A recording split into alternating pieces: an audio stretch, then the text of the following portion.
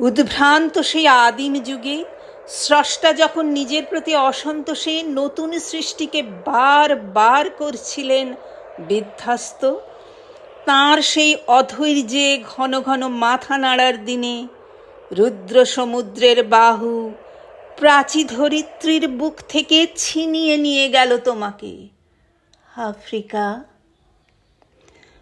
বাঁধলে তোমাকে বনস্পতির নিবিড় পাহারায় কৃপণ আলোর অন্তঃপুরে।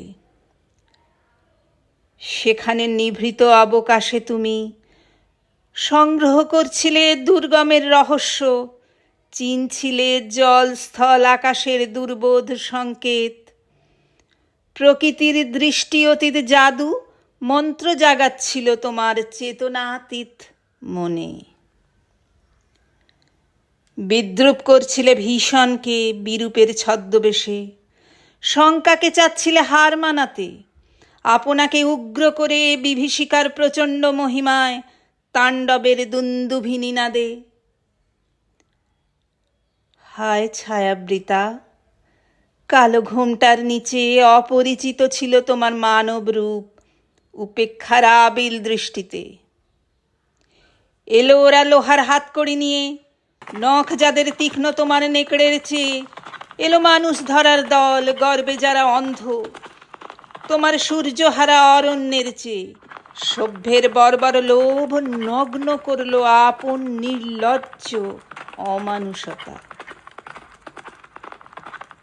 তোমার ভাষাহীন ক্রন্দনে বাষ্পাকুল অরণ্য পথে পঙ্কিল হলো ধূলি তোমার রক্তে অশ্রুতে মিশে।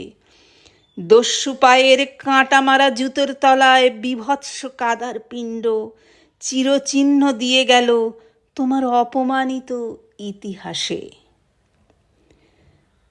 সমুদ্র পারে সেই মুহূর্তেই তাদের পাড়ায় পাড়ায় মন্দিরে বাজছিল পুজোর ঘণ্টা।